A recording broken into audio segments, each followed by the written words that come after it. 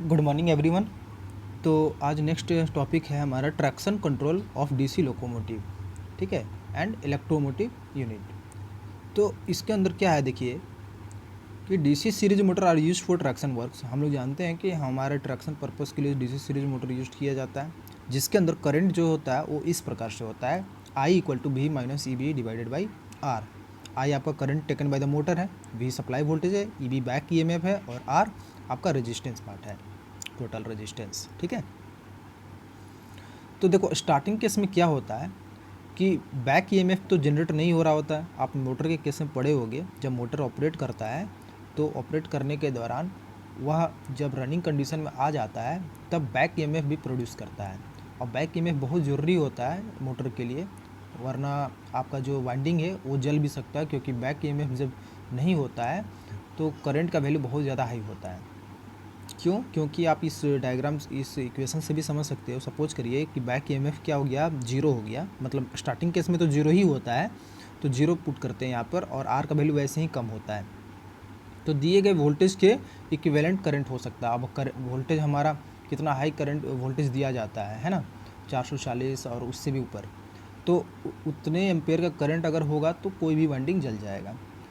तो running condition में तो बैक ईएमएफ आ जाता है, जिसके असर से करंट न्यूट्रलाइज हो जाता है। लेकिन स्टार्टिंग केस का क्या, स्टार्टिंग केस के लिए क्या किया जाता है कि करंट को लिमिट करना पड़ता है, और करंट लिमिट करने के लिए दो प्रोसेस है हमारे पास, दो मेथड है। पहला तो है कि अप्लाइंग रिड्यूस्ड वोल्टेज स्टार्ट, मतलब वोल्टेज को ही रिड्यूस कर दे स्टार्टिंग में, लेकिन वो पॉसिबल नहीं है, क्योंकि हमारा वोल्टेज का वेरिएशन करना बहुत मुश्किल हो जाएगा, ठीक है, वो बहुत ही रेयर केस में हो पाएगा। सेकेंड वन है कि adding some resistance in series of armature, ठीक है, आर्मेचर के साथ सीरीज में हम क्या करें कि रेजिस्टेंस को ऐड कर दें। तो उससे क्या होगा कि जो वोल्टेज आप दे रहे हो कुछ जो करंट हमारा बैक ईएमएफ नहीं होने की वजह से जो प्रोड्यूस होगा वह ड्रॉप हो जाएगा, लिमिट हो जाएगा, जो रेजिस्टेंस हम लोगों ने सीरीज में लगा रखा है, ठीक है ना। वो रेजिस्टेंस क्या करेगा, करंट को न्यूट्रल कम कर देगा, तो फिर उस तरीके से स्टार्टिंग करंट कम किया जा सकता है। तो उसी में एक हमारा मेथड होता है रियोस्टेटिक कंट्रोल, जिसके अंदर क्या किया जाता है कि यहाँ पे आप देख सकते हो कि जब आपका सीरीज का जब स्टार्टिंग में क्या करते हैं, एक एक्सटर्नल रेजिस्टेंस हम लोग ऐड कर देते हैं by the help off switch 1 2 3 4, इस तरीके से आपको रिप्रेजेंट किया जा रहा है। मोटर आपको यहाँ पे आगे में दिख सकता है, नंबर 4 स्विच के आगे में मोटर लगा हुआ है, ठीक है। तो इसके साथ हम लोगों ने क्या किया कि ढेर सारे रेजिस्टेंस लगा दिया। उससे फ़ायदा ये हुआ कि जब सप्लाई आ रहा होगा यहाँ पेंटोग्राफ की तरफ से, तो डायरेक्ट मोटर में ना जा करके पहले वो रेजिस्टेंस से हो करके जाएगा, जिससे कि हमारा जो करंट के वैल्यू है वो कम हो जाएगा और फिर सेफली ऑपरेट हो सकता है, ठीक है। तो इस तरीके से हम स्टार्टिंग केस के लिए ये केवल जब रनिंग केस में आने लगेगा तो बैक ईएमएफ वो खुद ही प्रोड्यूस कर देगा। तो स्विच के जरिए हम सारे ये जो सर्किट कनेक्ट किए रहते हैं रेजिस्टेंस को, उसको ओपन कर देते हैं, फिर वो डायरेक्ट सप्लाई जाने लगता है, ठीक है। तो इस तरीके से हम मोटर के स्टार्टिंग के जो करंट है उसको मतलब ऑपरेशन लायक यूज बना पाते हैं, ठीक है। नेक्स्ट है आपका सीरीज पैरेलल कंट्रोल। तो सीरीज पैरेलल कंट्रोल के अंदर क्या होता है कि आपके जो मोटर होते हैं वो सीरीज में और पहले ऑपरेट होते हैं, और उसके बाद हम उसको पैरेलल में यूज़ करते हैं, क्योंकि ढेर सारे मोटरों को एक साथ यूज़ करना सेम वोल्टेज सप्लाई पर सीरीज में पॉसिबल नहीं हो पाता है। इस वजह से उसको पैरेलल में फिर रन कराना पड़ता है। तो ये जो सीरीज पैरेलल मेथड है ये हम लोग 3 तरीके से कर सकते हैं, open circuit transition, shunt transition और शॉर्ट सर्किट ट्रांजिशन, और थर्ड है ब्रिज ट्रांजिशन। तो आज हम ओपन सर्किट ट्रांजिशन तक देखेंगे। तो उससे पहले चॉपर का कंट्रोल के बारे में ज़रा देख लेते हैं कि चॉपर कंट्रोल कैसे होता है, ठीक है। इसके दो मेथड है, दो मेथड क्या मतलब सप्लाई के बेसिस पर दो पॉइंट बने हैं। अगर आपका डीसी आ रहा है, डीसी ईएमयू इलेक्ट्रोमोटिव यूनिट है, या एसी इलेक्ट्रोमोटिव यूनिट है, उस हिसाब से। तो डीसी ईएमयू के लिए देखिए क्या होता है, डायग्राम से समझते हैं कि आप यहाँ पे देख सकते हैं कि जो पेंटोग्राफ के पास सप्लाई आ रहा है आपका वो डीसी ओवरहेड लाइन है, मतलब आपका वहाँ पे डीसी सप्लाई आ रहा है।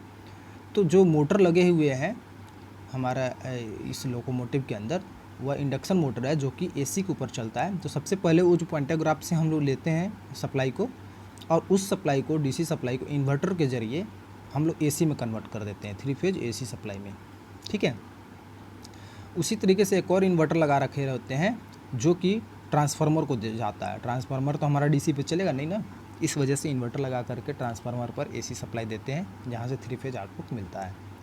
उसी ट्रांसफार्मर के बाद हमारे लोकोमोटिव के अंदर बैटरी चार्जिंग पर्पस के लिए हुआ या कोई भी स्विचिंग हुआ अंदर में, वो डीसी सप्लाई का होता है।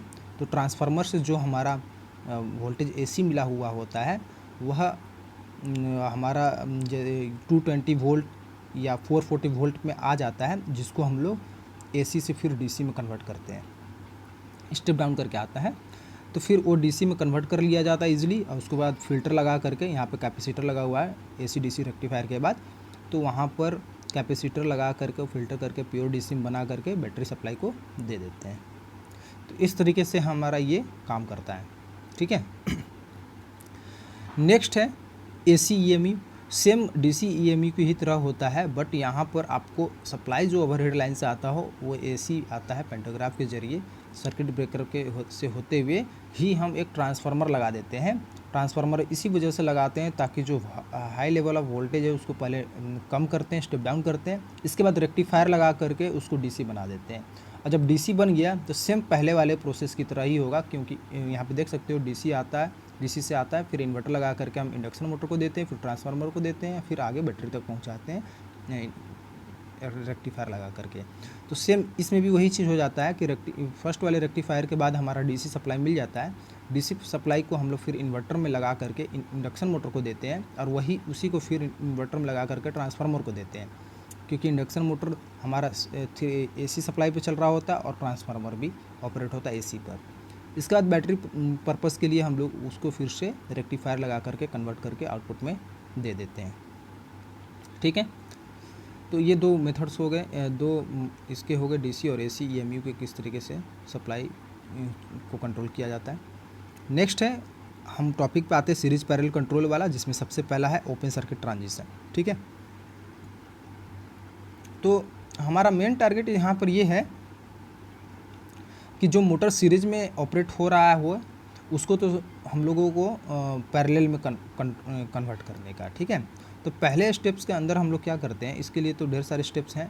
तो यहाँ पे देख सकते हैं कि सबसे पहले क्या करते हैं, ओपन सर्किट ट्रांजिशन में सबसे पहले सीरीज कनेक्शन को जो मोटर के अंदर लगा हुआ होता है उसको डिस्कनेक्ट कर देते हैं, ठीक है। डिस्कनेक्ट करने के बाद पावर को ऑफ कर देते हैं, ठीक है। जिस तरीके से डायग्राम ए में तो दिखाया जा रहा है कि किस तरीके से आपका सीरीज कनेक्शन है, बी में दिखाया जा रहा है कि आपने यहाँ पे सप्लाई को कट करके साथ ही साथ रेजिस्टेंस का वैल्यू बढ़ाते हो करंट को लिमिट करने के लिए। तो यहाँ पे आप एक एरो दिख रहा होगा, वो रिप्रेजेंट कर रहा है कि पहले वैल्यू आपका डायरेक्ट सप्लाई दे रहे थे पॉजिटिव से जो आ रहा, अभी पीछे वो एरो क्लिक बी वाला डायग्राम देख सकते हो कि जो पल्स की तरह दिख रहा वो रेजिस्टिव पार्ट है, सीरीज में कनेक्टेड है मोटर के साथ, जो पहले डायरेक्ट सप्लाई में आ रहा था, मोटर में आ रहा था, ए फिगर में देख सकते हैं, और अभी आपके साथ ऐड कर दिया, यहाँ पे रेजिस्टेंस के साथ ऐड कर दिया गया है, ठीक है। इसके बाद रेजिस्टेंस को रीइंसर्ट करने के बाद आप दोनों मोटर को पैरेलल में कनेक्ट करके आप ऑपरेट कर सकते हैं। तो इस तरीके से आपको यहाँ पर पैरेलल में फिर ऐड कर देते हैं। तो जब ये केस करते हैं तब आपको यहाँ पर टॉर्क का इंटरप्शन बहुत ज़्यादा होता है, ठीक है। इसी वजह से इसका यूज लिमिटेड होता है ना। टॉर्क का यूज ज़्यादा होने लगता है, इस वजह से इसका यूज बहुत लिमिटेड होता है। तो ये चीज़ था आपका ओपन सर्किट ट्रांजिशन। देखिए ओपन सर्किट ट्रांजिशन को एक बार और मैं बता देता हूँ कि यहाँ पर रेजिस्टेंस का वैल्यू ऐड क्यों किया गया बी वाले डायग्राम में। तो यहाँ पे आप देख सकते हो ना कि जैसे ही ओपन कर दिए तो आपका जो डीसी मोटर था उसका रेजिस्टेंस पहले वाले केस से कंपैरिजन में कम हो गया, क्योंकि पहले वाले केस में दो डीसी मोटर थे, दोनों का अपना अपना रेजिस्टेंस था, दोनों सीरीज में ऐड थे, तो डायरेक्ट करंट दे पा रहे थे, ठीक है ना, क्योंकि वहाँ पर रेजिस्टेंस का वैल्यू ज़्यादा था। बट जब सिंगल हो गया तो उसका रेजिस्टेंस का वैल्यू अपना खुद का बहुत कम हो गया। तो अब अगर रेजिस्टेंस ऐड नहीं करेंगे हम अलग से सीरीज़ में, तो फिर वो उसका वाइंडिंग जल जाएगा। इसी वजह से हम लोगों ने यहाँ पर बी डायग्राम में देख सकते हो कि सीरीज में रेजिस्टेंस को ऐड किए, इसके बाद दोनों का पैरेलल कनेक्शन कर दिए, और इसके बाद फिर ऑपरेट हो रहा है, ठीक है। तो इसमें क्या हो जाता है लिमिटेशन, एक तरह से टॉर्क का इंटरप्शन होता है, इसकी वजह से इसका यूज बहुत ही कम होता है। ठीक है, आप यहाँ तक रिवाइज करके नोट कर लेंगे, पढ़ लेंगे, और नेक्स्ट हम स्टार्ट करेंगे नेक्स्ट क्लास में। तब तक के लिए थैंक यू।